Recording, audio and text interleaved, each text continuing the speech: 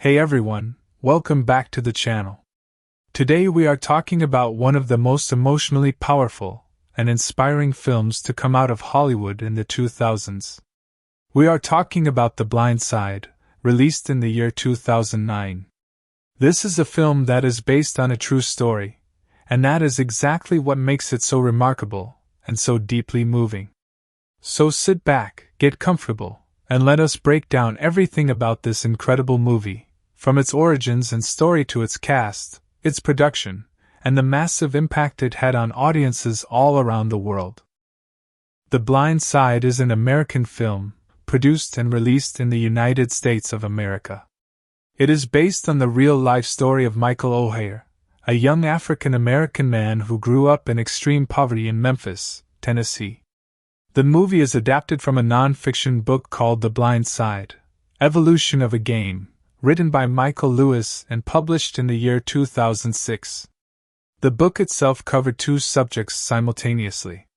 One was the story of Michael Oher's life, and the other was the evolution of the left tackle position in American football. The film, however, focused much more on the human story of Michael Oher and the Tui family, which turned out to be the right decision because it connected with millions of viewers on a deeply personal and emotional level. The movie was made in the United States and is deeply rooted in American culture, American football, and the American experience of race, class, and family. It was filmed primarily in locations across Georgia and Tennessee, and the story itself takes place in Memphis, Tennessee, which is a real city in the southern United States. Who made this film? The Blind Side was written and directed by John Lee Hancock, an American filmmaker who had previously worked on films like The Rookie in 2002. Hancock did an exceptional job of translating a complex, multi-layered book into a focused and emotionally driven film. His direction is calm, warm, and sincere, which perfectly matched the tone of the story he was telling. The film was produced by Gil Netter, Andrew A. Kosov, and Broderick Johnson. It was distributed by Warner Bros. Pictures, one of the biggest and most well-known film studios in the entire world. The production company behind the film was Alcon Entertainment.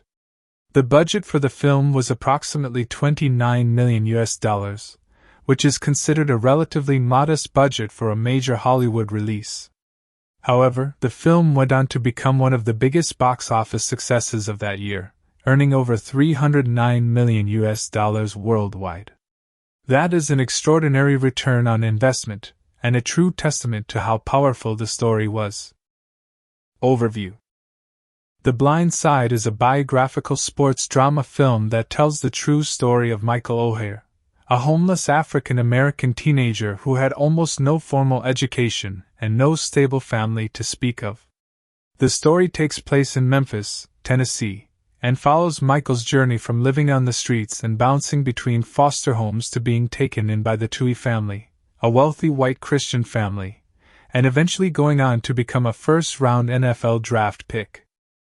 What makes this film so extraordinary is that it is not just a sports film. It is a story about human compassion, about breaking down racial and social barriers, about the power of a family to transform someone's life, and about the kind of love that goes beyond biology and obligation. The film manages to be uplifting and emotional without ever feeling fake or manipulative, which is a very difficult balance to achieve. The Blind Side became one of the most talked about films of 2009, and remains one of the most celebrated sports dramas in American cinema history. It is the kind of film that stays with you long after the credits roll, and it has introduced millions of people to the real story of Michael Oher and the Tui family. Plot details. The story begins by introducing us to Michael Oher, played by Quinton. Michael is a massive, quiet, and deeply introverted young man who has had almost nothing in his life. His mother is a drug addict, his father is absent, and he has spent most of his childhood being shifted from one foster family to another. He has never had a stable home, a consistent education, or anyone who truly believed in him. Despite his size and physical strength, which would later make him a formidable football player. Michael is gentle, sensitive, and emotionally guarded because life has given him very little reason to trust anyone. Through the help of a kind man named Tony Henderson, Michael is given a chance to enroll at Wingate Christian School in Memphis, a private school that he clearly does not fit into based on his background and academic history. The school is predominantly white and wealthy, and Michael's presence there is controversial from the very beginning. He struggles academically and socially, and most people assume he will not last long at the school. He often has no place to go, and is seen wandering the streets, and sleeping in the school gym with nowhere to sleep and nothing to eat. Everything changes when Lee and Tui, played brilliantly by Sandra Bullock, notices Michael walking alone in the cold one night.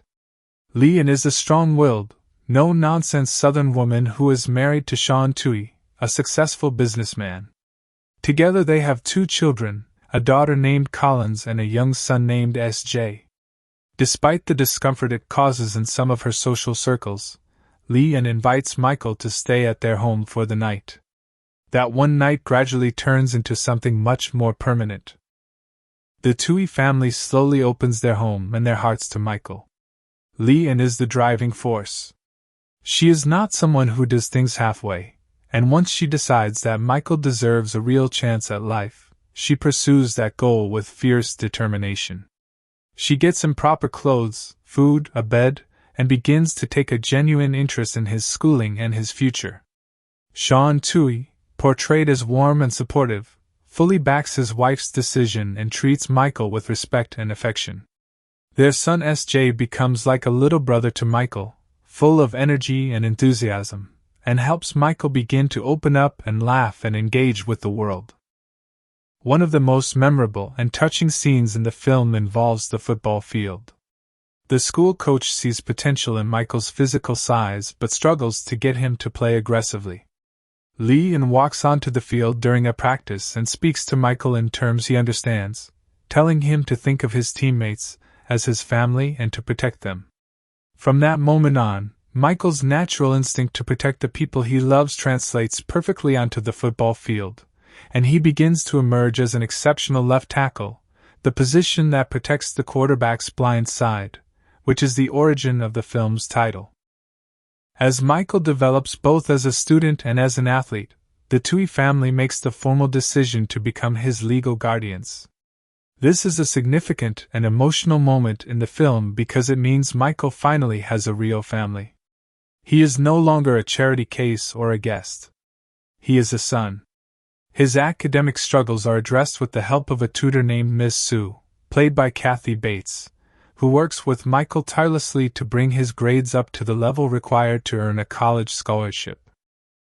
As Michael's talent on the football field becomes undeniable, colleges across the country begin to recruit him. This section of the film creates some tension because both Sean Tui and Lee attended the University of Mississippi, also known as Ole Miss, and Michael eventually chooses that school.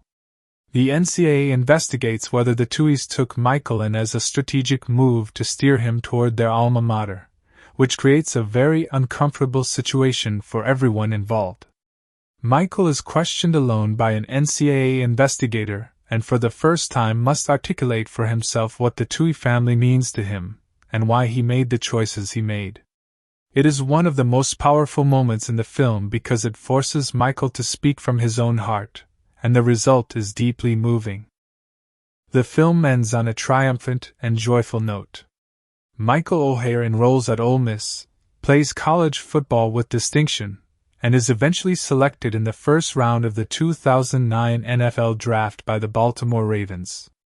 The closing moments of the film show real footage and photographs of the actual Michael Oher and the Tui family, reminding audiences that every emotional moment they just watched was rooted in truth. That final reveal hits with enormous power, and leaves the audience feeling genuinely moved and inspired. Sandra Bullock's performance in this film is nothing short of extraordinary. She plays Lee and Tui with such fierce conviction and warmth that it is almost impossible to imagine anyone else in the role. Bullock received the Academy Award for Best Actress for this performance, which was a fully deserved recognition of her work. Quinton, who was a relatively unknown actor before this film, brings a quiet dignity and vulnerability to Michael Oher that is deeply compelling. He communicates so much through silence and physical presence that he holds the entire film together. Tim McGraw, known primarily as a country music star, proved himself as a capable and warm dramatic actor in this film. Kathy Bates brings humor and heart to the role of Miss Sue, providing some of the film's lighter moments. And Jay Head as Little S.J. Tui is a complete scene stealer, bringing energy and comedy to every scene he is in. Release date and box office. The Blind Side was officially released in the United States on November 20, 2009. It was released wide, meaning it opened in a large number of theaters across the country simultaneously. The film immediately found a massive audience and performed extremely well at the box office from its very first weekend. It was released during the Thanksgiving holiday season in America, which is traditionally one of the strongest periods for film audiences, and it capitalized on that perfectly. On its opening weekend alone, The Blind Side earned approximately $34 million, which exceeded the expectations of most industry analysts and made it an immediate hit. Over the course of its theatrical run, the film went on to gross over $255 million in the United States alone, and over $309 million worldwide when international markets are included. For a film with a budget of just $29 million, this was an extraordinary achievement. It became one of the highest-grossing sports films in Hollywood history and one of the top-grossing films of 2009 overall, competing with massive blockbuster productions that had far larger budgets. The word of mouth from audiences was overwhelmingly positive, and the film continued to perform strongly in theaters for many weeks after its initial release. Trailer and reception. The official theatrical trailer for The Blind Side was released several weeks before the film, and immediately captured the attention of audiences across the country. The trailer did an excellent job of presenting the emotional core of the film without giving away too many of the most powerful moments. It showed glimpses of Michael Oher's difficult early life, introduced the Tui family, and highlighted Sandra Bullock's commanding performance. The trailer generated significant excitement and curiosity, and it positioned the film clearly as an uplifting, feel-good story with genuine emotional weight. The critical reception for the film was largely positive, though there were some critics who felt the film simplified a complex story or presented it from a limited perspective. Most mainstream critics, however, praised the film warmly. They highlighted Sandra Bullock's performance as the standout element, praised the emotional authenticity of the story, and noted that the film succeeded in making audiences genuinely care about its characters. On Rotten Tomatoes, the film holds a solid approval rating from audiences, with viewers consistently rating it as one of their favorite films of that era. The awards recognition was significant.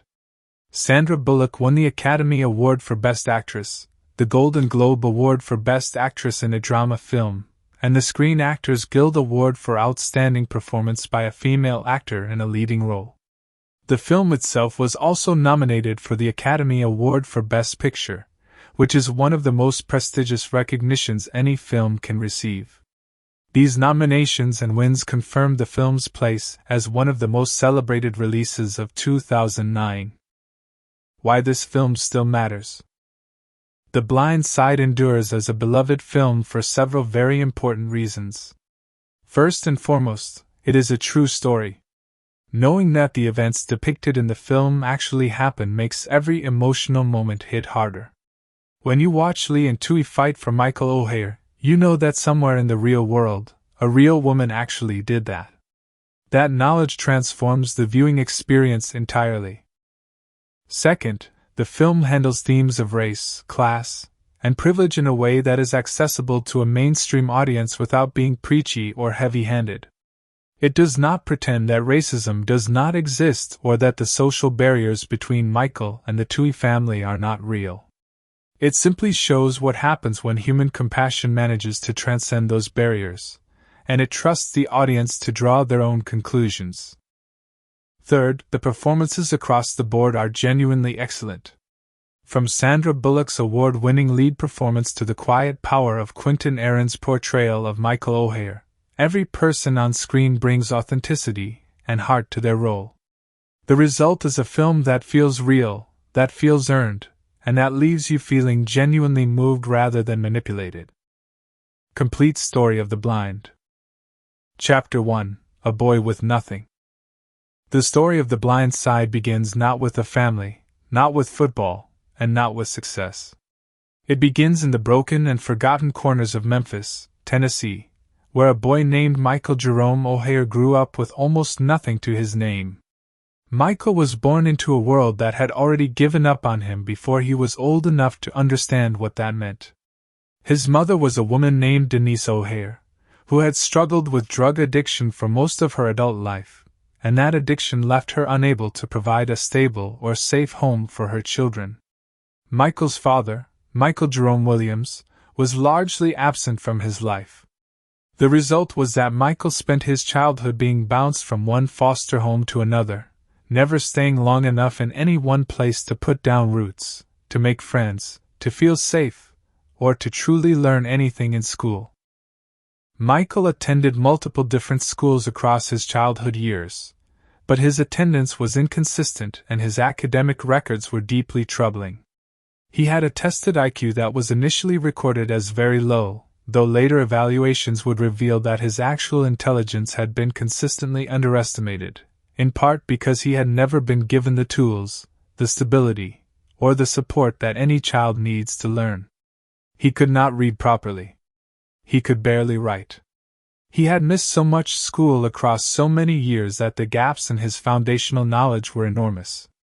But none of that changed the fact that Michael was an exceptionally large young man, standing well over 6 feet tall and possessing a physical frame that was genuinely remarkable.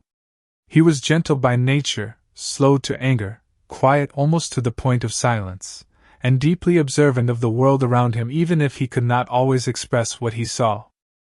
When Michael was a teenager, a man named Tony Henderson, who had a son at Wingate Christian School in Memphis, took a liking to Michael and believed he deserved a chance at a better life. Henderson approached the school and made a case for Michael's enrollment, explaining the young man's difficult circumstances and advocating for an opportunity to be given to someone who had never really had one. It was an unusual request for an unusual situation, but the school agreed to consider it. Michael Oher was admitted to Wingate Christian School on a wing and a prayer, and that decision would change the course of his life forever. Chapter 2: The School Where Nobody Knew Him. Wingate Christian School was a private institution in Memphis that was predominantly white, predominantly middle and upper class, and deeply rooted in Christian values. It was about as far from the world Michael Oher had grown up in as it was possible to be while still being in the same city. When Michael walked through those doors for the first time, he was an outsider in every sense of the word. He did not look like the other students. He did not dress like them.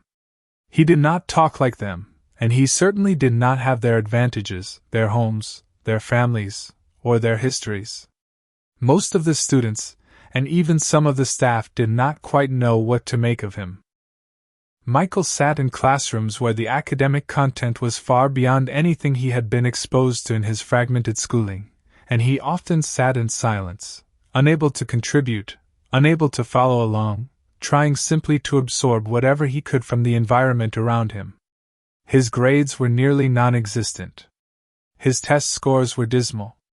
On paper, there was almost nothing to suggest that this young man had a future in academics or in any of the conventional pathways that Wingate Christian School was designed to prepare its students for.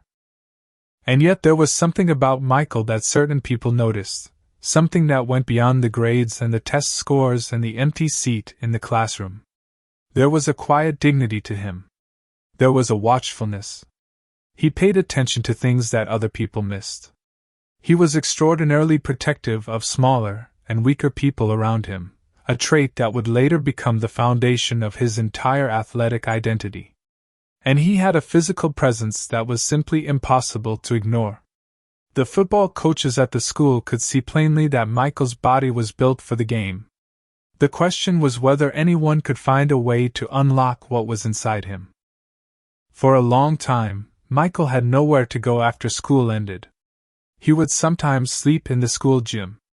He would sometimes stay with the family of other students, including the Henderson family who had first brought him to the school. He was not homeless in the most dramatic sense of the word, but he was close to it, and on many nights he was wandering and unsettled with no real place to call his own. This is the state he was in on the cold November evening that changed his life completely. Chapter 3: The Night Lee and Tui Noticed. Lee and Tui was not the kind of woman who did things halfway. She was a fierce, opinionated, sharp-tongued, deeply loving Southern woman who had grown up in Memphis and built a prosperous life alongside her husband Sean Tui. Sean was a successful businessman who owned a chain of fast food restaurants, and who had been a well-known basketball player in his own youth.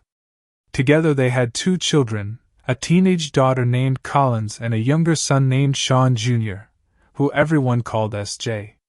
They lived in a beautiful large home in a wealthy part of Memphis, and by all outward appearances their life was exactly the kind of comfortable, successful American existence that many people dream of. Leanne was also a woman of strong Christian faith, and that faith was not something she kept neatly contained inside a church on Sunday mornings. It was something she carried with her every day, and something that shaped the way she moved through the world. When she saw suffering or injustice, she did not look away. She acted. That instinct was about to be tested in a way she could not have anticipated.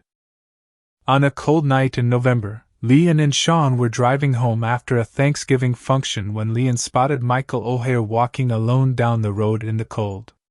He was wearing a short-sleeved shirt in near-freezing temperatures. He was enormous and silent, and utterly alone. Leanne recognized him as a student from Wingate, where both Collins and S.J. also attended school. Something in her could not keep driving. She told Sean to stop the car. She got out and spoke to Michael. She asked him where he was going. He said he was going to the gym, that he was going to sleep there. She asked if he had a place to stay, if he had family nearby, if he had anything to eat. The answers were no, no, and no. Without hesitation, Leanne invited Michael to spend the night at their home. It was an impulse that came not from calculation but from something far simpler and more powerful. She saw a child who needed help, and she was in a position to give it.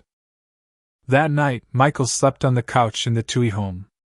The next morning, Leanne asked him a few questions and quickly realized that one night was not going to be enough. Michael had nowhere else to go. He had no real home, no family looking for him, and no one advocating for his basic needs. Leanne Tui made a quiet, internal decision in those early hours that would define the next chapter of both her life and Michael's. She was going to make sure this boy had what he needed. She just did not yet know how deep that commitment was going to go. Chapter 4: Making Room. One night on the couch became 2 nights, and 2 nights became a week, and a week became indefinite. Michael settled quietly into the Tui household, and the family began to adjust to his presence in ways that were both practical and deeply personal. Leanne bought him clothes, proper warm ones that fit his unusual size, which was no small feat given how large he was. She made sure there was food for him. She began learning about his daily schedule at school and trying to understand exactly how far behind he was academically, and what it was going to take to get him on track. What the family discovered over those early weeks was that Michael was not the person that his paperwork suggested he was. Yes, his grades were poor. Yes, his test scores were low. Yes, he had almost no formal academic foundation. But Michael was observant, thoughtful, and deeply empathetic. He noticed things. He remembered conversations.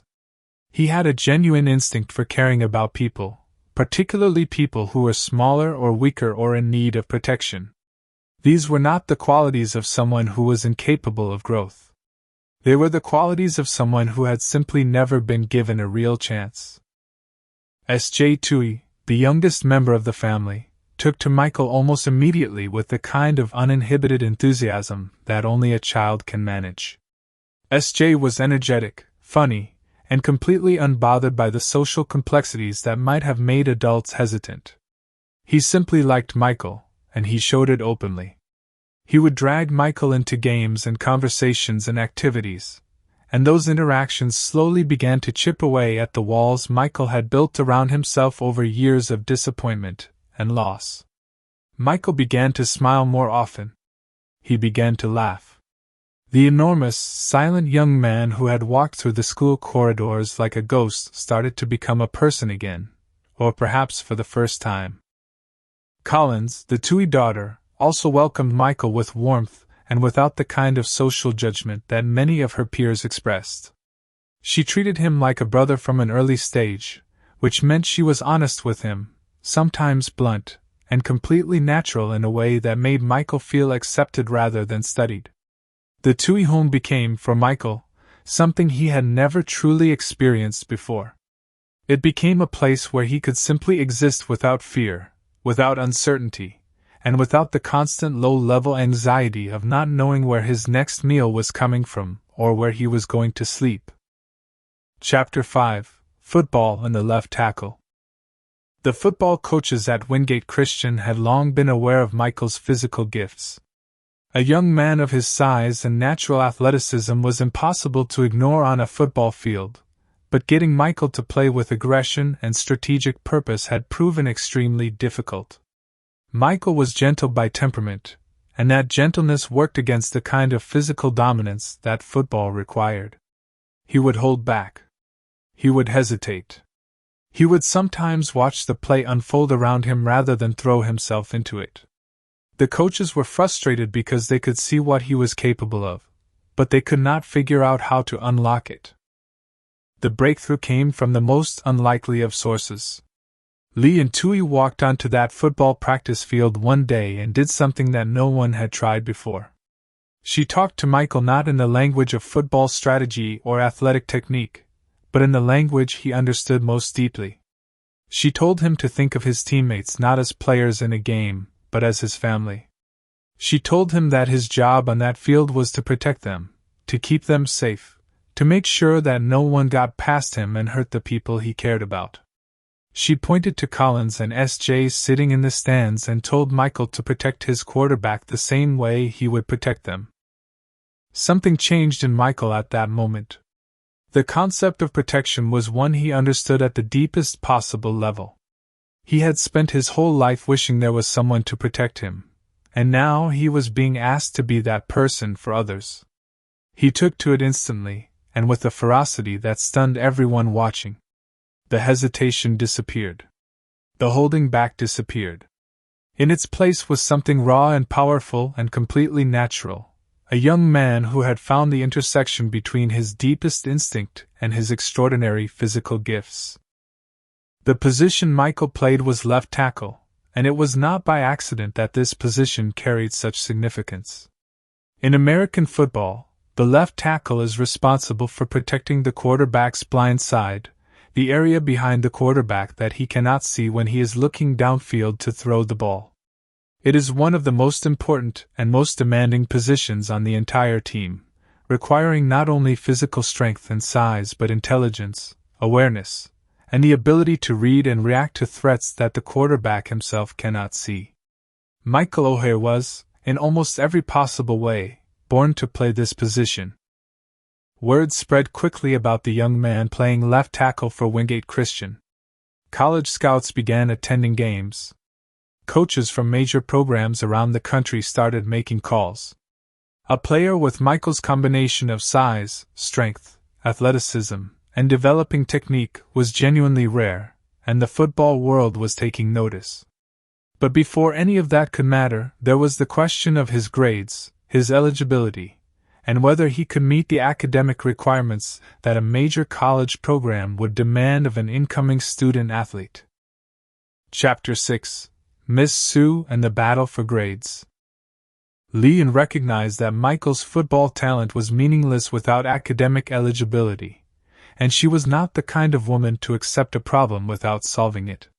She hired a private tutor named Miss Sue, a warm and no-nonsense woman who would become one of the most important figures in Michael's academic journey.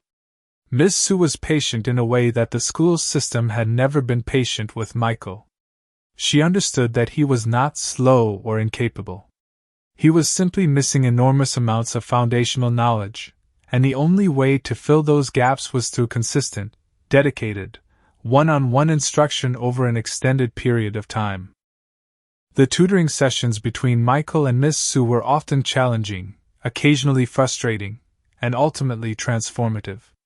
Miss Sue quickly learned that Michael responded best when the material was connected to things he already cared about or already understood. She found creative ways to frame academic concepts in terms that made sense to him personally. Slowly, painfully slowly at times, Michael's grades began to improve. He began to pass his classes. He began to demonstrate comprehension and the ability to retain information when it was presented in the right way. The Toohey family rallied around this effort completely. Sean Toohey, despite his busy professional life, made time for Michael consistently. He went to games, attended meetings at the school, and supported every initiative Leanne put in place. He was a steady, calm, and genuinely affectionate presence in Michael's life, and Michael responded to that consistency with visible trust and gratitude. The whole family operated as a unit, and Michael was part of that unit, not as a charity project but as a member. There is a moment in the story where Michael is asked what he is thankful for, and his answer is heartbreakingly simple and profound. He says he had never had a bed before. Not a room, not furniture, not any of the things that most people take completely for granted. Just a bed. The most basic physical marker of having a place in the world. The Tooheys gave him a room, and they gave him a bed, and that was the foundation upon which everything else was eventually built. Chapter 7. Becoming a Legal Family. As weeks turned into months and Michael continued to live with the Toohey family, the question of his legal status became increasingly important. Michael was still officially a ward of the state of Tennessee, bouncing through the system with no formal guardian to speak for him or make decisions on his behalf. Leanne decided that this situation was unacceptable. She wanted to make the arrangement official. She wanted Michael to have the legal protection and the formal recognition that he was part of their family, not just a houseguest or a good deed. The process of becoming Michael's legal guardians was not simple. It required court appearances, legal documentation, investigations into Michael's background and family history, and a formal determination that the arrangement was in Michael's best interest. Leanne navigated all of this with characteristic determination. She was not asking for permission so much as she was informing the necessary parties of a decision she had already made. The legal system eventually agreed, and the Tooheys became Michael's official legal guardians. For Michael, this was not merely a bureaucratic development. It was the moment when something he had never truly had became real. He had a family. Not by birth, but by choice, which in many ways made it even more meaningful. The reaction from some parts of their social circle was not uniformly positive. Some of Leanne's friends and acquaintances found it difficult to understand or accept the arrangement. There were conversations at lunches and gatherings where people questioned the wisdom or the motives behind taking in a large African American teenager from a completely different background. Leanne responded to these conversations with characteristic bluntness. She was not interested in justifying her family's choices to people who could not understand them. She was simply focused on doing what she believed was right. Michael's relationship with his biological mother Denise was another layer of complexity in the story. He never fully abandoned his love for her despite everything she had not been able to give him. There are moments in the film where Michael returns to the old neighborhood, to the world he came from, trying to hold both parts of his identity at once. The film handles this with real sensitivity, never villainizing Denise or making Michael's attachment to her seem naive. He simply loved her, and that love existed alongside the new life he was building with the Tooheys. Chapter 8: The College Recruitment Circus. As Michael's football talent became undeniable and his grades began to improve, the college recruitment process began in earnest. Major programs from all across the country wanted Michael Oher. Coaches visited the Tui home. Letters arrived constantly. Coaches called on the phone with pitches about their programs, their facilities, their coaching staffs, and the futures they could offer a player of Michael's caliber. It was a dizzying and sometimes overwhelming experience for a young man who not long before had been sleeping in a school gym and wondering where his next meal was coming from. The complication that gave this part of the story its most dramatic tension was simple and uncomfortable. Both Sean Tui and Lee and Tui were passionate, lifelong supporters of the University of Mississippi, known popularly as Ole Mississippi. They had both attended the school. They donated to the athletic program. Their colors, their loyalties, and their identity were deeply tied to that institution. And Michael, after visiting several schools and considering his options, chose to enroll at Ole Miss.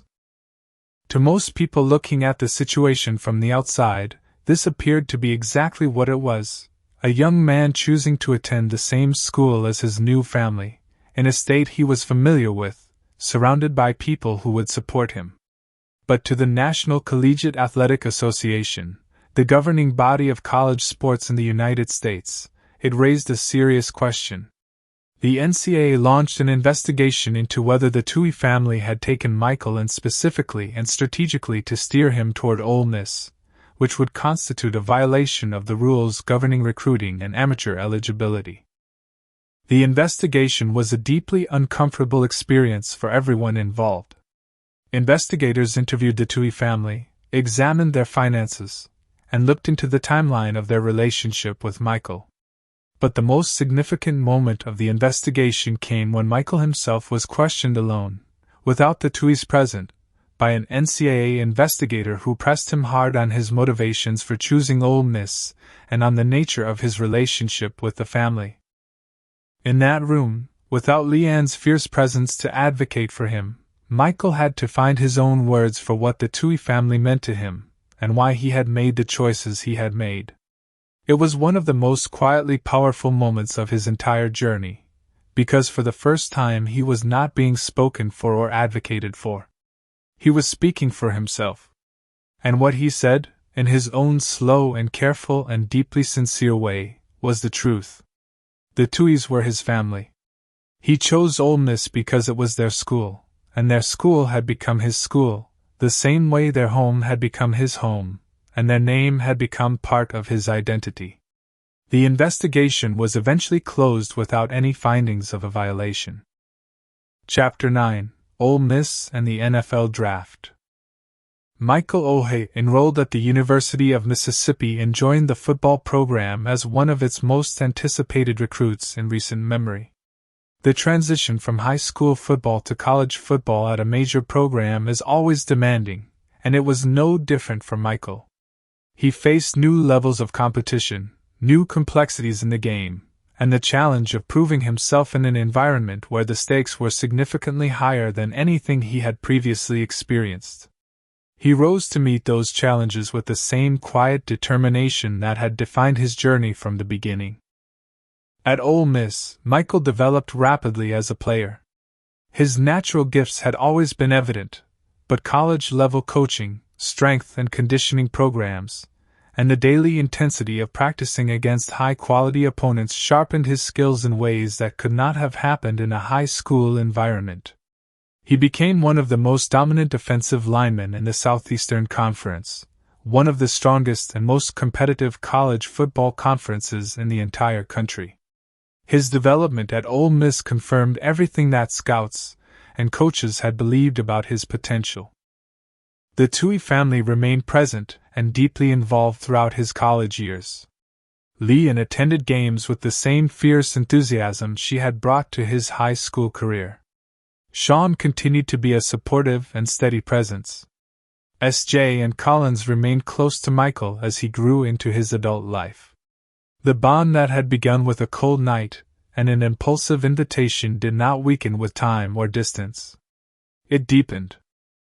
In 2009, Michael Oher was selected by the Baltimore Ravens in the first round of the NFL Draft, chosen with the 23rd overall pick. For a boy who had spent his childhood invisible to the systems that were supposed to protect him, this was a moment of staggering significance. He was now one of the most sought-after young athletes in the country. He had a professional contract, a career, and a future that had seemed completely impossible not many years before. The Blind Side ends at this moment of triumph, overlaying the final scenes with real photographs of Michael Oher and the Tui family, reminding every person watching that what they just witnessed was not invented or embellished. It was true. Chapter 10: What the Story Really Means. The Blind Side is on the surface a story about football and family. But at its deepest level it is a story about what it means to truly see another human being. Michael Oher spent most of his young life being invisible to the people and systems around him. He was a statistic in a child welfare system, a name on a school enrollment form, a boy who slept in gymnasiums and was expected to fail quietly. What Lee and Tui did was not complicated in its essence. She simply saw him. She looked at a large, cold, hungry young man walking alone at night, and she saw not a problem to be avoided but a person who mattered. The story also raises genuinely difficult questions about race and class in America, questions that the film does not entirely shy away from even as it maintains its fundamentally hopeful tone. The Tuis are white and wealthy. Michael is black and poor. Their worlds should not have intersected in the way that they did, and the fact that they did intersect was in many ways a product of chance, of a school enrollment, of a cold night, and of one woman's refusal to keep driving. The film acknowledges that not everyone in Leanne's circle was comfortable with her choice, and it acknowledges that Michael's journey required him to navigate racial and social dynamics that were often unfair and often painful. But it also demonstrates that human connection can transcend those dynamics when there is enough will and enough love on both sides. The title of the film refers to the football position, to the blind side of the quarterback that Michael was responsible for protecting. But it also speaks to something larger.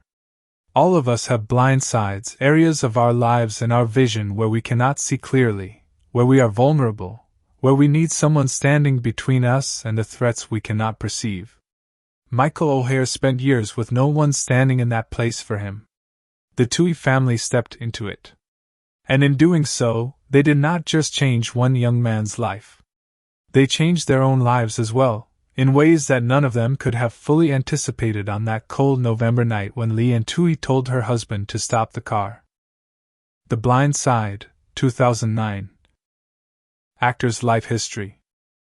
Sandra Bullock. Lee and Tui in The Blind Side. Sandra Annette Bullock was born on July 26, 1964, in Arlington, Virginia, in the United States of America. Her father, John Wilson Bullock, was an American voice coach and Army officer, and her mother, Helga Bullock, born Helga Mathilde Meyer, was a German opera singer who performed under the name Helga Meyer.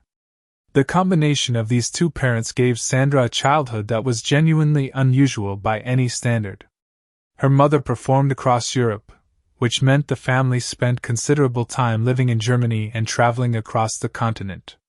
Sandra spent parts of her childhood in Nuremberg, Germany, and she grew up speaking both English and German fluently, attending school in both countries at different points in her youth. This early life of movement and cultural duality gave her an adaptability and an openness to different ways of living that would later serve her well as an actress capable of inhabiting an enormous range of characters. From a young age, Sandra was drawn to performance. Her mother's operatic career was a constant presence in her childhood, and she grew up understanding that performance was a serious and disciplined art form. She studied ballet and singing alongside her regular schooling, and by her teenage years it was clear that she had a genuine gift for putting herself in front of an audience. She attended Washington Lee High School in Arlington, Virginia, where she was involved in theatrical productions and began to develop the confidence and instinct for character that would define her professional career. After finishing high school, she enrolled at East Carolina University in Greenville, North Carolina, where she studied drama and continued to build her skills as a stage performer. She was active in the university's theater program and graduated with a Bachelor of Fine Arts degree. After graduating, Sandra moved to New York City to pursue her acting career in the way that most serious young actors do, by taking whatever work she could find while working side jobs to pay the rent. She waited tables, tended bar, and took small roles in theater productions around the city. This period of her life was not glamorous, but it was formative. She was learning her craft in the most practical possible way, performing for live audiences and developing the kind of instinctive, naturalistic approach to character that would eventually make her one of the most compelling screen actresses of her generation.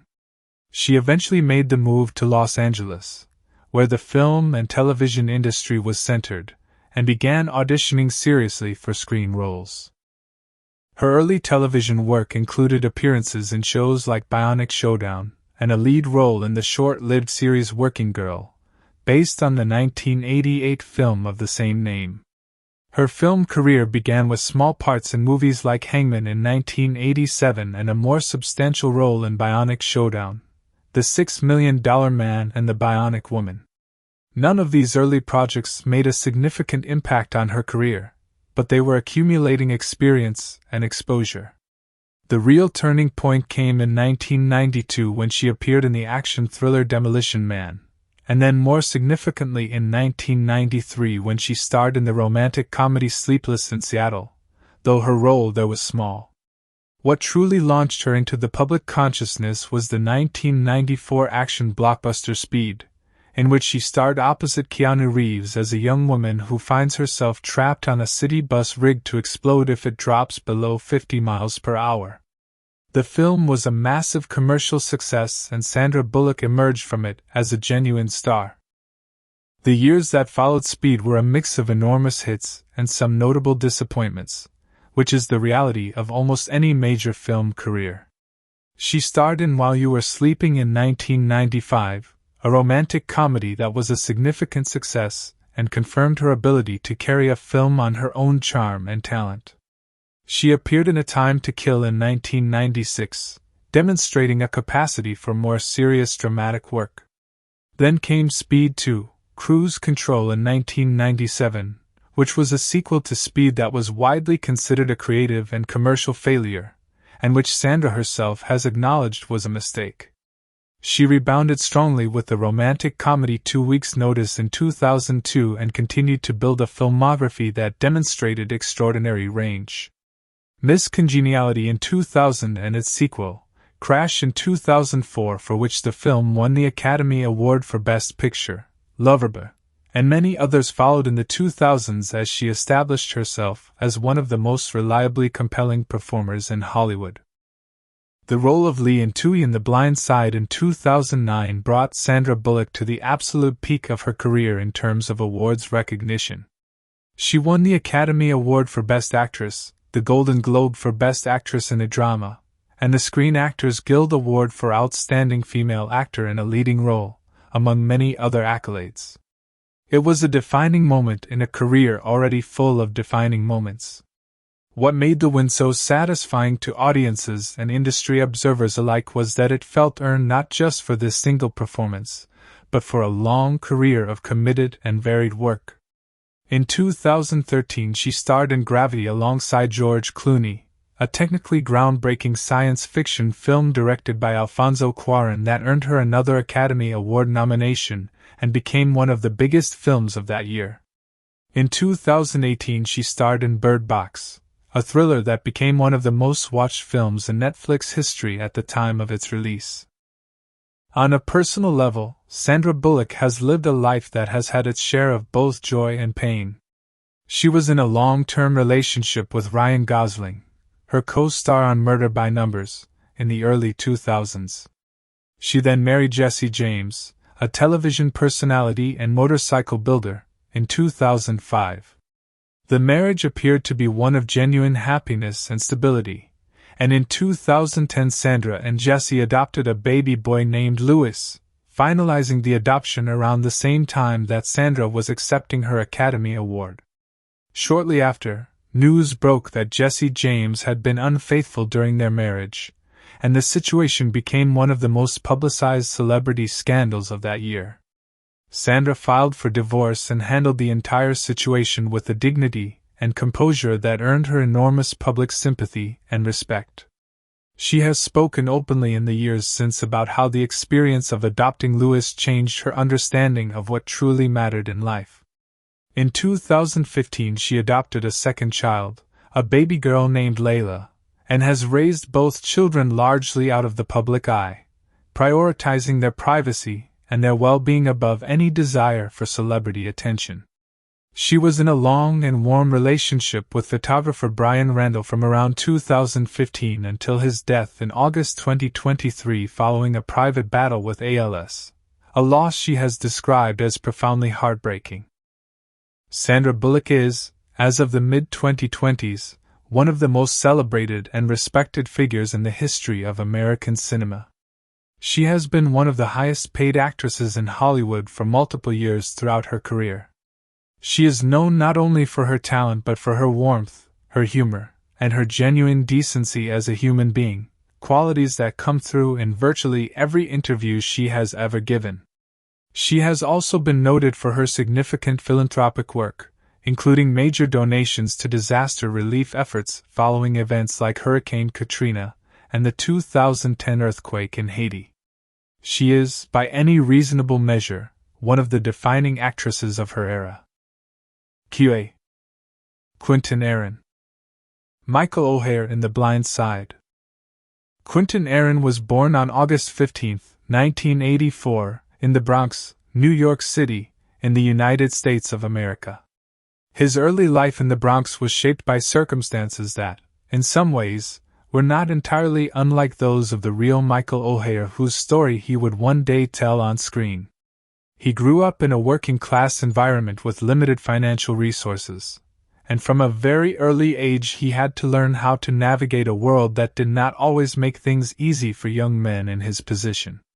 He was a large child, significantly bigger than his peers from a young age, and that physical difference shaped his experience of growing up in ways both difficult and defining.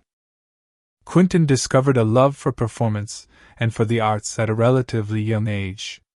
He was not someone who had trained extensively at elite drama schools or who had a long list of professional credits before his breakthrough. Instead, he was someone who had a natural, intuitive gift for inhabiting characters and for communicating emotion through stillness and physical presence rather than through conventional theatrical technique.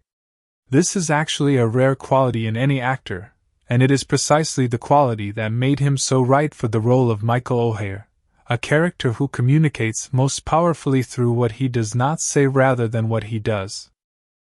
Before The Blind Side, Quinton Aaron had appeared in a small number of productions, but he was by no means a known name in Hollywood. He had done some work in independent films and in television, but his career had not yet found the project that would show the world what he was capable of. That changed completely when he was cast as Michael Oher in The Blind Side. Director John Lee Hancock and the producers saw in Quinton something that was genuinely difficult to define but impossible to ignore, an authenticity, a gentleness, and a physical presence that made him feel like the only person who could play this particular role. The casting decision was not made lightly, and it turned out to be one of the most inspired pieces of casting in recent Hollywood history. His performance in the film is remarkable precisely because of how much he communicates without speaking. Michael Oher, as written in the script and as portrayed in the film, is a man of very few words, and yet the audience is never in any doubt about what he is feeling, thinking, or experiencing at any given moment. Quinton accomplishes this through extraordinarily subtle physical and facial expression, through the way he carries his enormous body, through the quality of his silence in scenes where other actors would be tempted to fill the space with sound. It is a genuinely exceptional piece of acting, and the fact that it did not receive more formal awards recognition at the time was considered by many observers to be one of the oversights of that particular award season. After The Blind Side, Quinton Aaron found himself in the position that many actors occupy after a breakthrough role in a massive film, celebrated, recognizable, and facing the challenge of building a sustained career on the foundation of that initial success. He has appeared in a number of films and television productions in the years since, including Be Kind Rewind, The Entitled, and various independent projects, and he has continued to work consistently even if no single subsequent project has matched the cultural impact of The Blind Side. He has spoken openly and generously in interviews about the experience of making the film, and about what the story of Michael Oher meant to him personally, and he has consistently demonstrated a thoughtfulness and an emotional intelligence that speaks to the kind of person he is beyond the screen. Quinton Aaron has also been publicly open about the personal challenges he has faced in his life, including struggles with his weight and his health. He has spoken about the difficulties of being a very large man in an industry that is often unkind about physical appearance, and about the work he has done to take care of himself and to maintain the kind of health that allows him to continue pursuing the career he loves. He has discussed these topics with a disarming honesty and a lack of self-pity that reflects the same quiet dignity he brought to his most famous role. He has remained connected to the story of The Blind Side and to the real Michael Oher's life, and he has spoken warmly about the experience of representing a real person's journey on screen and about the responsibility that came with that task. Quinton Aaron is a genuinely talented and genuinely decent man whose career continues to evolve, and whose most celebrated work stands as one of the finest pieces of character acting in American sports cinema history. Tim McGraw. Sean Tuohy in The Blind Side. Samuel Timothy McGraw was born on May 1, 1967, in Delhi, Louisiana, in the United States of America.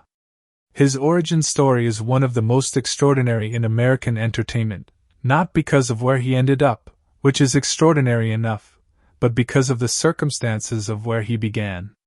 Tim McGraw grew up believing that his father was a man named Horace Smith, who was married to his mother, Elizabeth and D'Agostino, known as Betty. His mother had become pregnant with Tim as a result of a relationship with a man named Frank Edwin McGraw Jr., known to the world as Tug McGraw, who was at the time a talented and eventually very well-known Major League Baseball pitcher. Betty and Tug were not in a relationship when Tim was born, and Tim grew up not knowing who his biological father was. The discovery of his true parentage came when Tim was a teenager.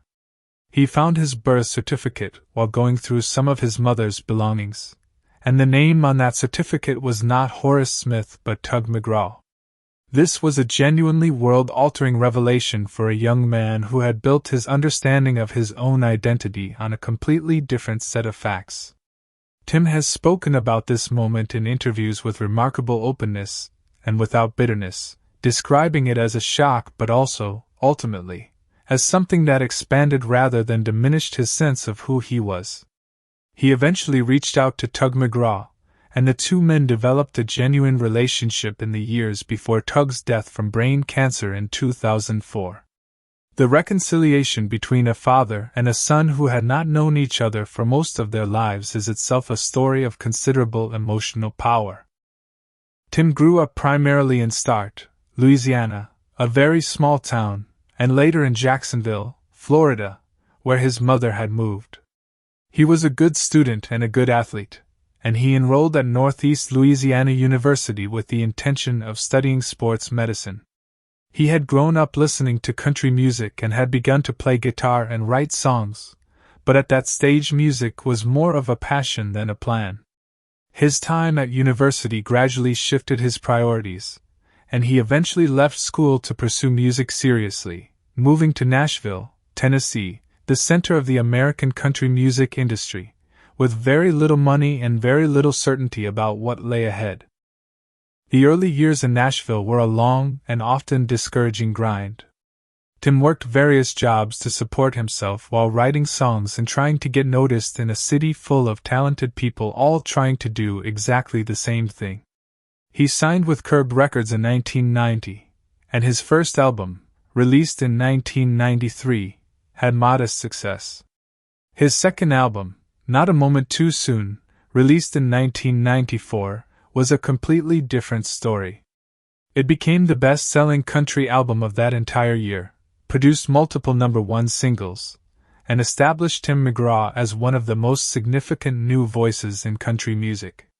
From that point forward, his career moved with extraordinary momentum.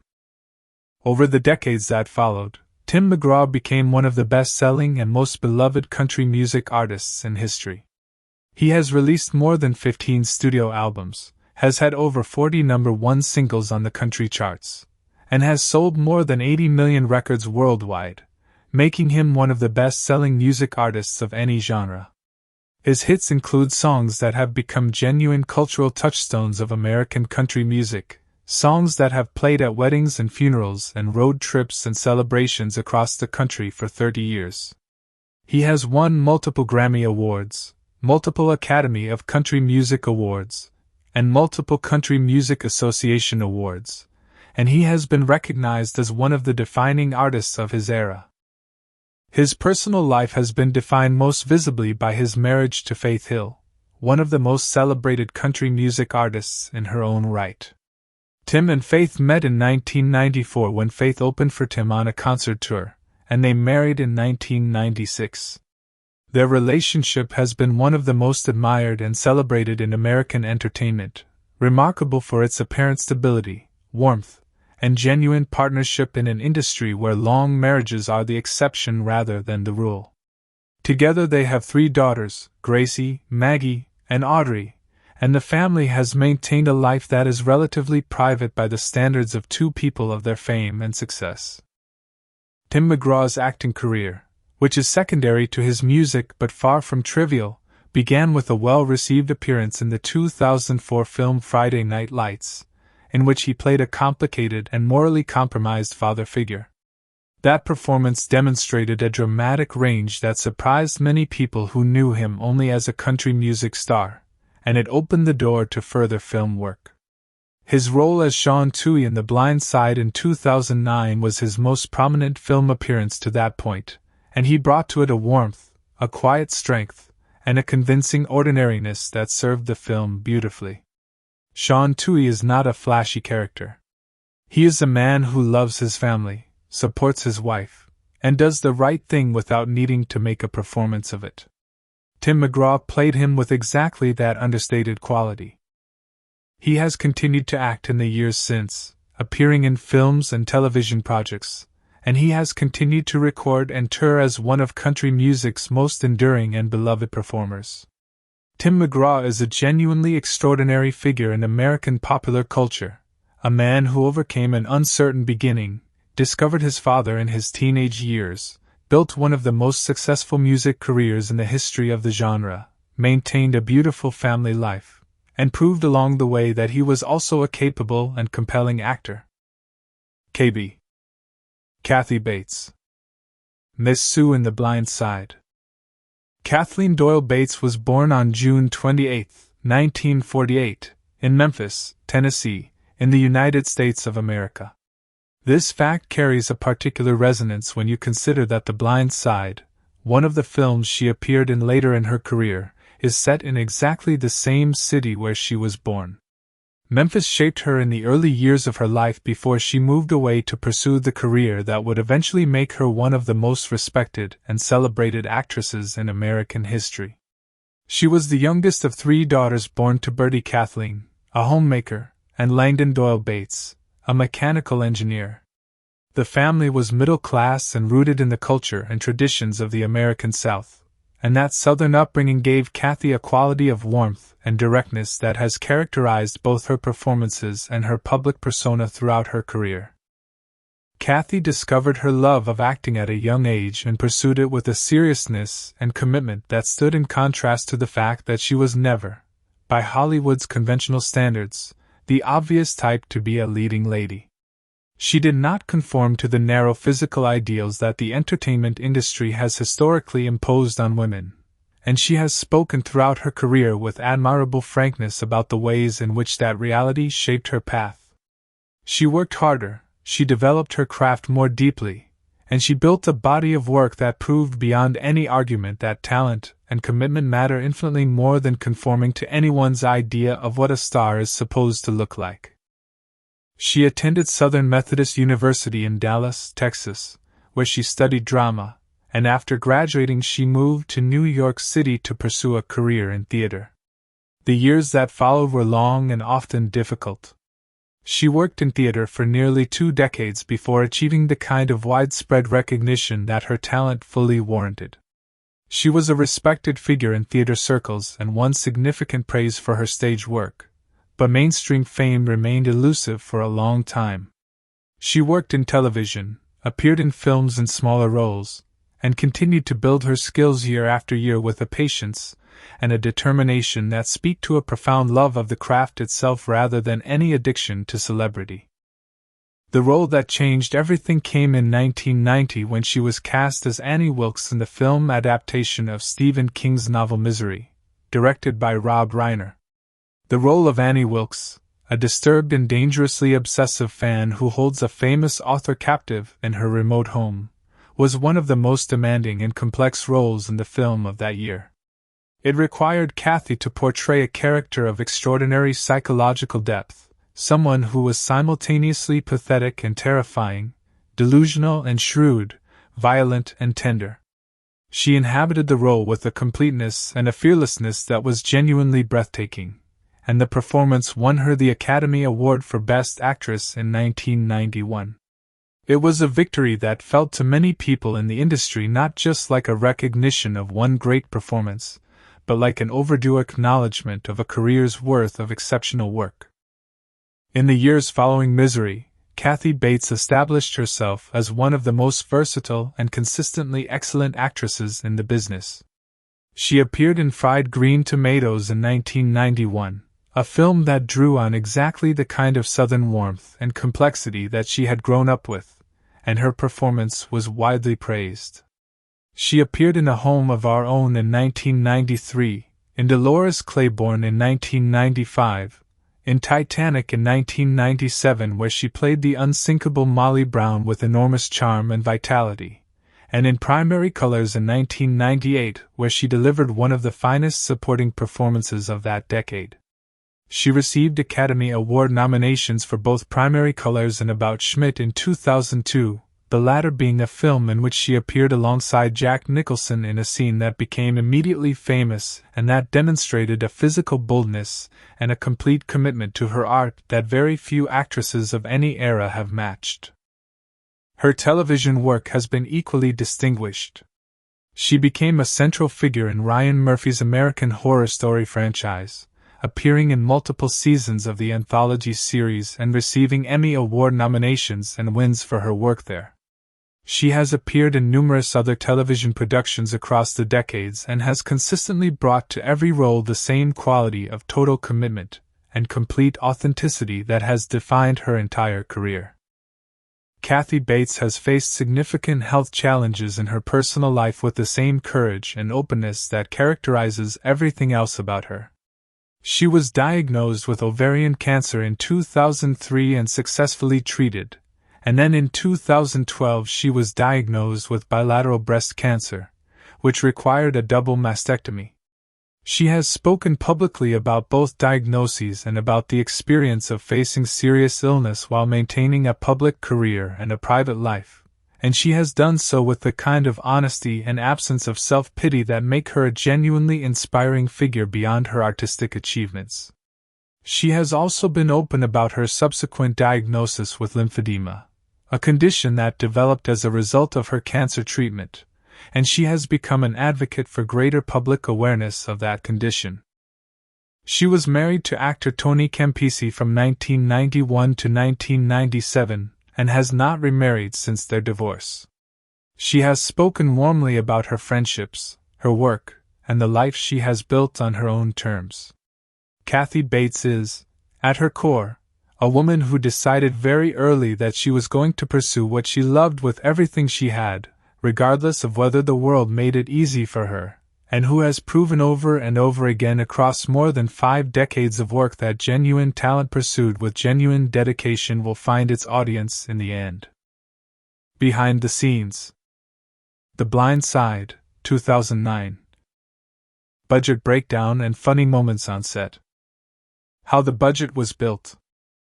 The Blind Side was produced on a budget of approximately $29 million, which by the standards of major Hollywood studio releases is considered a modest and carefully managed figure. The film was distributed by Warner Bros. Pictures, but the production was handled by Alcon Entertainment, a production company known for making commercially successful films without the kind of bloated budgets that sometimes accompany studio productions. The financial decisions made during the making of this film were careful, deliberate, and ultimately spectacularly rewarded by the box office. The largest single cost in any film's budget is almost always the above-the-line expenses, which include the fees paid to the director, the producers, and the principal cast members. Sandra Bullock was by far the highest-paid person on this production. At the time of filming, she was one of the most sought-after actresses in Hollywood, and her fee for The Blind Side was reported to be in the range of several $1,000,000. However, what made the deal particularly interesting from a financial structure point of view was that Sandra Bullock agreed to take a smaller upfront fee in exchange for a percentage of the film's back-end profits, meaning she would earn a share of whatever the film made at the box office above a certain threshold. This kind of deal is known in Hollywood as a back-end participation agreement, and in the case of The Blind Side it proved to be one of the most financially rewarding decisions of her career. With the film ultimately grossing over $300 million worldwide against a $29 million budget, her back-end participation translated into earnings that were reported to be significantly higher than any flat upfront fee she might have negotiated instead. Estimates placed her total earnings from the film at somewhere between $15 and $20 million when all back-end payments were factored in, making it one of the most profitable single films of her career despite the modest production budget. Tim McGraw, who played Sean Toohey, was paid a fee that reflected his status as a major celebrity and an emerging film actor, though his fee was considerably smaller than Bullock's given that his role was a supporting one rather than a lead. Quinton, who had almost no prior film history before this movie, was paid a much more modest fee as a relatively unknown actor taking on his first major Hollywood role. Kathy Bates, as a supporting player with a well-established career, would have been paid a respectable fee commensurate with her experience and her status in the industry. The below-the-line costs, which cover everything from the crew and the equipment to the locations and the catering, were kept lean throughout the production. The film was shot primarily in and around Atlanta, Georgia, which has become one of the most popular filming locations in the United States due to its generous tax incentives for film productions. Georgia offers significant tax rebates to productions that spend a certain portion of their budget within the state, and the makers of The Blind Side took full advantage of this, significantly reducing their effective production costs. Various locations around Atlanta were used to stand in for Memphis, Tennessee, where the real story took place, and the production team did a thorough job of making Atlanta look and feel like Memphis without requiring the additional expense of actually filming on location in Tennessee for the majority of the shoot. The costume and wardrobe budget for the film was modest but thoughtfully deployed. A significant portion of it was dedicated to creating and sourcing the specific look of Lee and Toohey, whose wardrobe in the film was meant to communicate wealth, confidence, and Southern style without ever tipping over into caricature. Sandra Bullock worked closely with the costume department to develop a look that felt authentic to the real Lee and Toohey, who is known for her impeccable and assertive personal style. The actual Lee and Toohey was involved in the production as a consultant, and was reportedly very particular about the way she was represented on screen, including the clothes that Sandra Bullock wore while portraying her. The football sequences in the film, which were essential to telling the story of Michael Oher's athletic development, required coordination with actual high school and college football environments, the hiring of football players as extras and background performers, the use of stadiums and practice fields, and the careful choreography of game sequences that needed to feel authentic to audiences familiar with American football. This is a more specialized and sometimes more expensive category of filmmaking than straightforward dramatic scenes, and the production team managed it with considerable skill on a budget that did not allow for waste. The football scenes were not elaborate in a cinematic sense. They were not designed to be visually spectacular like the football sequences in a big-budget sports blockbuster. They were designed to feel real, and that realism was achieved more through performance and authenticity than through production extravagance. The marketing budget for the film was reported to be in the range of $20 to $25 million, which is actually quite close to the production budget itself. This is not unusual for Hollywood releases, where the cost of promoting and distributing a film is often nearly equal to or even greater than the cost of making it. The marketing campaign for The Blind Side was smart and targeted. It leaned heavily on the true story angle, knowing that audiences respond powerfully to the knowledge that what they are about to watch actually happened. The trailers were emotionally direct, the press coverage was extensive, and the positioning of the film as a Thanksgiving release was strategically excellent, placing it in front of the largest possible family audience at the most emotionally receptive time of the year.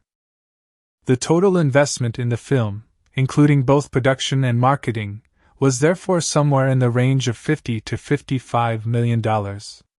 Against a worldwide gross of over $309 million, the financial return was extraordinary by any standard.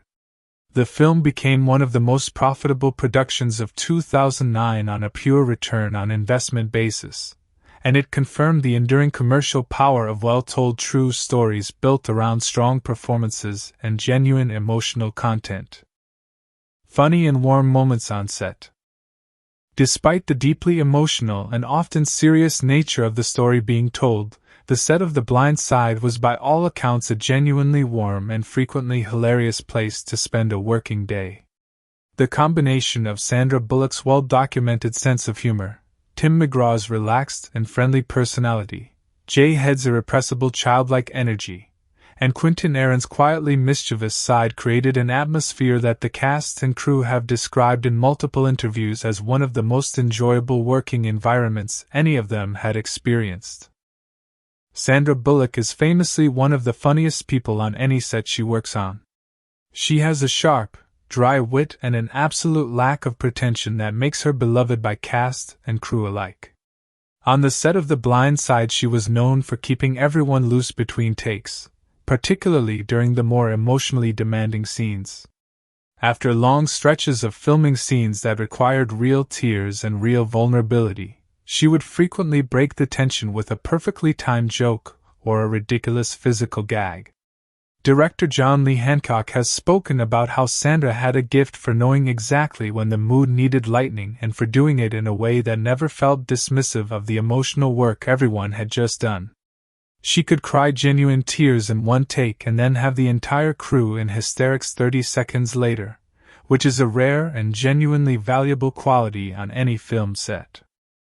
One of the most often discussed funny dynamics on set was the relationship between Sandra Bullock and Jay Head, the young actor who played S.J. Tui. Jay Head was a child with an enormous personality and absolutely no fear of anyone, including the most famous actress on the set. He treated Sandra Bullock with the same casual familiarity that his character S.J. treated the on-screen Leanne, which made their scenes together feel completely natural and also meant that he was frequently making her laugh at genuinely unexpected moments. There were multiple takes of various scenes that had to be abandoned because Jay had delivered an improvised line or a facial expression so perfectly timed and so genuinely funny that Sandra could not keep a straight face. The crew reportedly began placing informal bets on how many takes certain scenes would require before Jay did something that broke Sandra completely. Quinton Aaron, despite playing a character defined by silence and reserve, was reportedly a much more talkative and openly funny person in real life than the role suggested. Cast and crew have described him as someone with a genuinely warm and playful personality who loved to make people laugh off camera. One story that has circulated in interviews involves the wardrobe challenges presented by Quinton's extraordinary size. Fitting an actor of his physical dimensions with clothing that looked correct on screen required significant custom work, and there were apparently several genuinely comic moments during costume fittings where the sheer logistical challenge of dressing someone of his size produced situations that had the wardrobe department in tears of laughter. Quinton himself was reportedly an excellent sport about all of it, and contributed to the hilarity rather than taking offense. Tim McGraw, coming from a career in country music rather than from acting, approached his role with a combination of genuine seriousness about doing it well and a relaxed ease that came from being someone who had spent decades performing in front of enormous live audiences. He was not intimidated by the camera or by the famous people around him, and his comfort and confidence in his own skin made him an immediately likable presence on set. He and Sandra Bullock developed a very natural and warm chemistry that made their portrayal of the Toohey marriage feel completely believable, and part of that chemistry came from the fact that they genuinely enjoyed each other's company off-camera. There were reportedly many moments between takes where the two of them fell into easy conversation and laughter that had to be interrupted by the assistant directors when filming needed to resume. The real Leanne and Sean Toohey visited the set on multiple occasions during filming, and their presence created some naturally funny situations. Watching Sandra Bullock play Leanne Toohey in front of the actual Leanne Toohey is the kind of scenario that could easily be awkward but was apparently more often hilarious. Leanne Toohey is herself a woman with a very direct and very funny personality, and she was not shy about offering her opinions on how she was being portrayed. There were moments where she would watch a scene play out, wait for the director to call cut, and then deliver a crisp and devastating piece of feedback about something she felt Sandra had gotten wrong about her, which would reduce everyone nearby to helpless laughter. Sandra Bullock, rather than finding this threatening, seemed to find it absolutely delightful, and the relationship between the two women during filming was reportedly both genuinely warm and genuinely funny. The football sequences provided their own category of comic moments. Quinton Aaron, despite his physical size and his extraordinary screen presence as a football player, did not have an extensive background in actually playing organized football, and the process of training him to move and perform convincingly on the field required a great deal of work and produced a great many funny moments along the way. Coaches and athletes who were brought in to work with him on his technique were apparently caught somewhere between impressed by his natural physical gifts and deeply amused by some of the things he did not yet know how to do. Quinton has been self-deprecating and funny about this in interviews, readily acknowledging that there was a significant gap between how he looked on screen as a dominant football player and what the training process actually involved. Kathy Bates, who plays Miss Sue the tutor, is someone with decades of experience on film sets and the kind of ease and confidence that comes with it. She was known on the set of The Blind Side for her stories, her laugh, and her ability to find humor in virtually any situation. She and Sandra Bullock have the kind of mutual respect and genuine fondness for each other that makes working together genuinely enjoyable, and the tutoring scenes between Miss Sue and Michael Oher were apparently some of the more relaxed and laugh-filled days of the entire shoot, with Kathy finding inventive ways to make the scenes feel fresh and alive across multiple takes. Perhaps the most touching of all the behind-the-scenes stories is the one about the relationship between Quinton Aaron and the real Michael Oher. The two men met during the production, and by all accounts the meeting was genuinely moving for both of them. Quinton had spent months studying Michael, learning how he moved and spoke and carried himself, and meeting the real person whose story he was telling was an experience he has described as one of the most meaningful of his life. The funny side of it, apparently, was that after all of Quinton's intense preparation and study, Michael Oher's first reaction upon meeting the man playing him was to express cheerful surprise at how big Quinton was, as if he had not quite expected someone actually comparable to his own size to show up and embody him on screen. The two men reportedly laughed a great deal in that first meeting, and the warmth of that encounter filtered into the rest of the production in ways that everyone on set could feel. Cultural and historical details. The deeper world behind the story. The American South and its history of race. To truly understand the blind side, you must first understand the specific world in which it takes place. The film is set in Memphis, Tennessee, a city in the American South that carries within it one of the most layered and complicated racial histories of any place in the United States. Memphis sits on the eastern bank of the Mississippi River, and for much of American history it was a city defined by the economics and the social structures of the antebellum South, the period before the American Civil War, when the southern states operated an economy built entirely on the enslaved labor of African Americans. Tennessee was a slave state, and Memphis was a significant center of the domestic slave trade, meaning that human beings were bought and sold there in large numbers throughout the 18th and 19th centuries. This history did not disappear when the Civil War ended in 1865 and slavery was formally abolished. It persisted in new forms through the period of Reconstruction and then through the long era of legal segregation known as Jim Crow, during which Black Americans in the South were formally denied equal rights, equal access to education, equal access to public spaces, and equal protection under the law. Memphis was also the city where Dr. Martin Luther King Jr. was assassinated on April 4, 1968, at the Lorraine Motel, while he was in the city supporting a strike by Black sanitation workers who were fighting for equal pay and safe working conditions. The assassination of Dr. King in Memphis made the city a focal point of the American civil rights movement's most tragic chapter, and it left a wound in the city's collective memory that has never fully healed.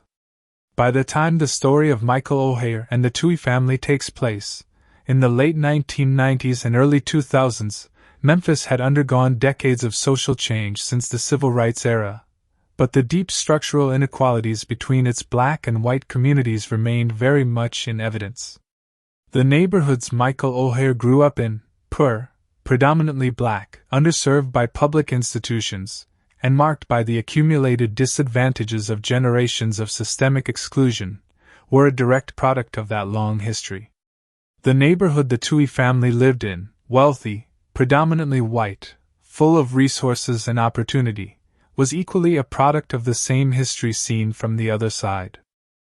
The film does not deliver a history lesson about any of this. It does not need to, because the history is present in every frame as context that any American audience member brings to the cinema with them. When Leanne Toohey invites Michael Oher into her home, the cultural weight of that act is understood by American viewers in a way that is difficult to fully explain to audiences from outside the country.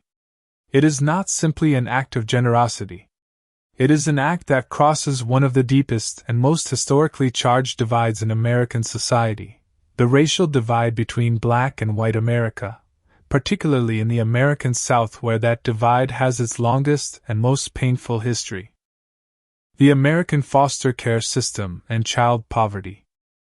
Michael Oher's story is also a story about the American child welfare system, which is one of the most strained and frequently criticized institutions in the United States.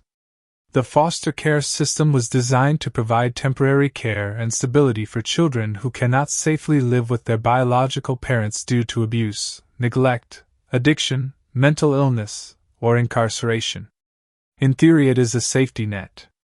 In practice, it has historically been severely underfunded, understaffed, and inconsistent in the quality of care it provides. Children in the foster care system are statistically among the most vulnerable members of American society. They are more likely to experience educational disruption, more likely to develop mental health problems, more likely to age out of the system without a stable home or family support network, and more likely to end up in poverty or in the criminal justice system as adults. Michael Oher's experience within the system was in many ways a textbook example of its failures. He was shuffled between placements without continuity of care or education. His schooling was fragmented to the point where he arrived at a private high school with almost no academic foundation. Nobody in the formal system had identified his potential or advocated meaningfully for his future. He was, for most of his childhood, functionally invisible to the institutions that were supposed to protect him. His story, and the fact that it was told in a major Hollywood film seen by tens of millions of people, brought a degree of mainstream attention to the realities of the American foster care system that is genuinely significant. Many people who watched The Blind Side came away with a sharper understanding of how the system works and how it fails, and a number of advocacy organizations reported increased public interest and donations in the wake of the film's release. The film also touches on the issue of child poverty in America more broadly. Michael's mother's drug addiction, which is presented with compassion rather than condemnation, is itself a product of broader social conditions. Drug addiction in low-income communities in the United States has deep roots in a lack of economic opportunity, inadequate mental health resources, the legacy of systemic racism, and the particular devastation of the crack cocaine epidemic that swept through many American cities beginning in the 1980s and continued to cause damage well into the 1990s and 2000s. Michael's family situation was not unusual in the neighborhood he grew up in. It was representative of conditions that affected enormous numbers of families in similar circumstances across the country. American football as culture and religion. Football in the American South occupies a cultural position that is almost impossible to overstate to anyone who did not grow up there. In the South, and in Tennessee and Mississippi in particular, football is not merely a sport. It is a central organizing principle of community life. It is the thing that fills stadiums on Friday nights for high school games, that fills even larger stadiums on Saturdays for college games, and that fills bars and living rooms across the region on Sunday afternoons for professional games. Football is the language through which many communities in the South define themselves, celebrate their identities, and pass values from one generation to the next. For a young black man in Memphis in the late 1990s, football represented one of the very few pathways available to transcend the circumstances of poverty and limited opportunity. The NFL, the National Football League, is the professional football league of the United States and one of the most financially powerful sports organizations in the world. An NFL contract represents a level of financial security and public recognition that is essentially unattainable through most conventional career paths for someone from Michael Oher's background.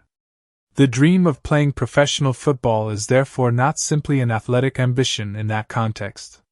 It is an economic strategy, a survival strategy, and a deeply culturally embedded aspiration that runs through entire communities. The specific position of left tackle, which is central to the film's title and to Michael's story, has its own fascinating cultural and historical significance within the game of football. The left tackle protects the quarterback's blind side, and the evolution of the understanding of that position's value is itself a story about how the game of football changed as it became more sophisticated and more dependent on passing offenses in the 1980s and 1990s. As quarterbacks became more valuable and passing became more central to offensive strategy, the players responsible for protecting them became correspondingly more valuable.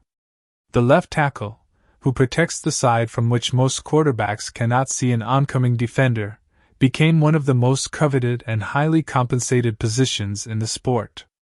Michael Lewis's original book explored this evolution in detail, using Michael Oher's story as the human thread running through a broader argument about how the economics and strategy of football had changed. The film simplified this analysis for mainstream audiences but retained enough of it to give the football sequences genuine strategic and cultural meaning. The University of Mississippi, Ole Miss, where Michael Oher eventually enrolled, carries its own significant historical weight in the context of American racial history. Ole Miss was the site of one of the most dramatic and violent confrontations of the Civil Rights era when James Meredith became the first African-American student to enroll at the university in 1962. His enrollment was opposed by the state's governor and required the intervention of federal marshals and the United States Army to enforce. Riots broke out on the campus, 2 people were killed, and hundreds were injured. The event was a defining moment in the civil rights struggle and a demonstration of the lengths to which white Southern institutions would go to maintain racial segregation. by the time Michael Oher enrolled at Ole Miss in the early 2000s, the university had changed enormously from that dark moment in its history. But the history itself was still part of the institution's identity, and still part of the cultural landscape that anyone enrolling there navigated. Southern Christian culture and its values. The Toohey family's Christian faith is not incidental to the story. It is central to it. The American South, and Tennessee in particular, is part of what is commonly referred to as the Bible Belt, a region of the United States where Protestant Christianity has historically been the dominant cultural and social force. Church attendance in the South is significantly higher than the national average. Christian values of charity, community, and care for the less fortunate are woven into the social fabric in ways that shape behavior and expectations in everyday life. The Wingate Christian School where Michael enrolled is itself an expression of this culture, a private institution built on explicitly Christian educational principles and serving a community that defined itself in part through its religious identity. Lee and Toohey's decision to take Michael in was understood by her and her family as an expression of their Christian faith, as an act of living out the values they profess rather than simply performing them on Sunday mornings. This is a distinction that matters in Southern Christian culture, where the gap between professed faith and lived practice is a subject of ongoing communal scrutiny and self-examination. The film captures this dimension of the story with real sensitivity. Leanne is shown attending church, but the most powerful expressions of her faith are not the moments in the pew but the moments when she acts without hesitation to help someone who needs it, when she fights for Michael against institutional indifference, and when she makes her family whole by making him legally part of it. At the same time, the film does not shy away from the fact that not everyone in Leanne's Christian community responded to her actions with support. Some of her friends and social acquaintances were uncomfortable, skeptical, or quietly hostile to the arrangement. This tension within the community reflects a real and historically important division in American Christianity between the impulse towards social justice and inclusion on one hand and the impulse towards social conformity and racial separation on the other. That division has deep historical roots going back to the antebellum period when many Southern churches actively supported the institution of slavery using theological arguments, and it has continued in various forms into the present day. The film does not explore this tension in great depth but acknowledges its existence in ways that feel honest rather than evasive. The Savior narrative debate. One of the most significant cultural conversations that The Blind Side sparked, particularly in academic and critical circles, was about what is sometimes called the white savior narrative. This is a storytelling pattern in which a white character rescues or transforms a black character, with the narrative structured so that the white character's actions are the central focus of the story and the primary engine of moral uplift. Critics who analyze The Blind Side through this lens argued that the film presents Leanne Toohey as the active agent of change while Michael Oher is positioned primarily as a passive recipient of her generosity, that the story of a black man's extraordinary achievement is filtered almost entirely through the perspective of a white woman, and that this framing unconsciously reproduces a racial hierarchy even within a story explicitly about overcoming racial barriers. These are serious and intellectually legitimate criticisms that deserve honest engagement. The film does focus primarily on Leanne Toohey's perspective and actions, which is in part a reflection of the fact that Sandra Bullock was the biggest star attached to the project, and in part a reflection of choices made by the filmmakers about whose story they were primarily telling. Michael Oher himself has spoken in his autobiography about feeling that the film underrepresented his own agency and intelligence, that it presented him as more passive and less self-aware than he actually was, and that some aspects of his portrayal were ones he found uncomfortable or inaccurate. These are important perspectives that enrich the cultural conversation around the film without necessarily diminishing the genuine emotional power of the story it tells. The white savior debate that surrounded The Blind Side became one of the most widely discussed examples of a broader critical conversation about representation and perspective in Hollywood storytelling that grew significantly in the years following the film's release. Films like The Help, released in 2011, and Green Book, released in 2018, were subjected to similar criticism, and the conversation across all of these films helped push Hollywood toward greater attention to whose perspective is centered in stories about race. In this sense, The Blind Side had a cultural impact that extended well beyond its box office success or its awards recognition. It became a reference point in an ongoing and genuinely important national conversation about how stories are told and whose voices are heard in the telling. Class, wealth inequality, and American mobility. Alongside race, the film is also deeply concerned with class and with the American cultural myth of social mobility. The belief that any individual, regardless of the circumstances of their birth, can rise through hard work, talent, and determination to achieve success and prosperity. This belief is sometimes called the American dream, and it is one of the most powerful and most contested ideas in American cultural life. The Blind Side engages with this myth in complex ways. On one level, it appears to affirm it completely. Michael Oher rises from poverty and homelessness to NFL stardom, which is as dramatic an example of upward mobility as any story can offer. On another level, the film subtly complicates the myth by showing very clearly that Michael's rise was not achieved through his individual efforts alone. It required the intervention of a wealthy family with the resources, the connections, and the social capital to open doors that would otherwise have remained firmly closed to him. The film is honest enough to show that talent and hard work, while necessary, were not sufficient on their own. What made the difference was access, and access in America is distributed deeply unequally along lines of race and class. The contrast between the world Michael came from and the world the Tuohys inhabited is drawn with careful attention throughout the film. The Tuohy home is spacious, warm, full of food and comfort and resources. The neighborhoods Michael grew up in are shown as neglected, underfunded, and marked by the physical decay that accompanies long-term poverty. These are not neutral backdrops. They are the product of specific policy decisions made over many decades, decisions about where to build schools and highways and public housing, decisions about where to invest and where to disinvest, decisions about who deserved resources and protection and who did not. The film does not deliver a policy lecture about any of this, but it is present in the imagery throughout, visible to any viewer who looks at it with a historically informed eye. The film's place in American cinema history. The Blind Side belongs to a long tradition of American sports films that use athletic achievement as a metaphor for broader social and moral themes. Films like Rocky, released in 1976, Hoosiers from 1986, Remember the Titans from 2000, and Friday Night Lights from 2004 all use sports as a framework for exploring questions about identity, community, race, class, and the meaning of success.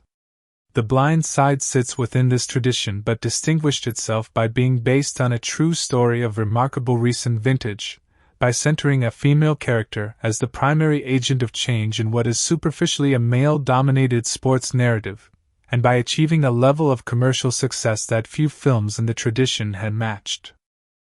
The film was released in November 2009, which places it at a historically significant moment in American cultural and political life. Barack Obama had been elected as the first African American president of the United States in November 2008, just 1 year before the film opened. His election was widely discussed in terms of what it meant for the state of race relations in America, with some commentators suggesting that it represented the arrival of a post-racial America in which race no longer determined opportunity and outcome. The Blind Side, whether intentionally or not, participated in this cultural conversation. Its story of a black man achieving extraordinary success through a combination of his own gifts and the support of a white family resonated differently in the context of Obama's election than it might have in a different political moment. Some viewers read it as evidence of American progress and possibility. Others read it as a comforting narrative that obscured the structural realities of racial inequality that still shape millions of lives across the country. The film has continued to be discussed, studied, and debated in American classrooms and cultural spaces in the years since its release, which is itself a measure of its cultural significance. A film that simply entertains and is forgotten contributes little to cultural conversation. The Blind Side has not been forgotten. It has been argued about, praised, criticized, and returned to repeatedly as a reference point in discussions about race, class, storytelling, and the American experience. That ongoing engagement is the truest measure of a film's cultural importance, and by that measure The Blind Side stands as one of the most culturally significant American films of its decade. And that right there is the full story, the full history, and the full truth behind one of the most powerful films to ever come out of Hollywood. The Blind Side is not just a movie about football. It is not just a movie about one family or one young man. It is a movie about what every single one of us is capable of when we choose to truly see another human being and decide that their life matters as much as our own. That is a message that does not age. That is a message that hits just as hard today as it did the very first time it appeared on that screen back in 2009. Here at Cinematic Movie Insider, this is exactly the kind of story we live for. The films that do not just entertain you for 2 hours and disappear. The films that stay with you. The films that make you think, make you feel, and make you see the world just a little differently than you did before you press play. That is what great cinema is supposed to do, and that is what we are here to break down for you every single week. If you made it all the way to the end of this video, then you already know what this channel is about. You are someone who loves film the right way. Not just as background noise, not just as something to scroll through, but as something worth sitting with, worth understanding, and worth talking about. That makes you exactly the kind of person this channel was built for, and I am genuinely grateful that you are here. So if you got something out of today's video, do one simple thing for me right now. Hit that like button. It costs you nothing and it means everything to a channel like this one because it tells the algorithm that real people are watching, that real people care, and that this kind of deep, detailed, honest film content deserves to reach more screens and more people. Every single like is a vote for more videos exactly like this one, and I read every number that goes up on that counter. If you are not subscribed yet, fix that right now. Hit subscribe and then hit the bell icon so that every time we drop a new video you are the first person to know about it. We are building something real here at Cinematic Movie Insider. Every week we go deeper than the surface, behind the scenes, behind the budget, behind the history, behind the performances, into the parts of a film that most channels never take the time to explore. If that sounds like the kind of content you have been looking for, then this is your channel and that subscribe button is waiting for you. And share this video. Send it to a friend who loves movies. Send it to someone who has never seen The Blind Side and needs a reason to watch it tonight. Send it to someone who loves Sandra Bullock, who loves true stories, who loves football, or who simply appreciates a piece of content that actually put in the work. Sharing is the most powerful thing any viewer can do for a creator, and every share on this video helps Cinematic Movie Insider reach the audience it deserves. Now drop a comment below and tell me what you thought. Tell me your favorite scene in The Blind Side. Tell me which character moved you the most. Tell me if there's a film you want us to cover next, because every single comment gets read, every single suggestion gets considered, and some of our best future videos have come directly from what you have written in the comments section. This channel is a conversation, not a broadcast, and your voice is a real part of it. We have so much more coming your way on Cinematic Movie Insider. More true stories. More deep dives. More budget breakdowns, cultural analyses, actor histories, and behind-the-scenes details on the films that shape cinema and the stories that shaped lives. The content pipeline is full and every upcoming video is going to be every bit as detailed and every bit as passionate as what you just watched today. Until then, keep watching great films, keep thinking about what they mean, and never settle for a shallow take when the deeper story is always worth finding. This has been Cinematic Movie Insider. I will see you in the next one.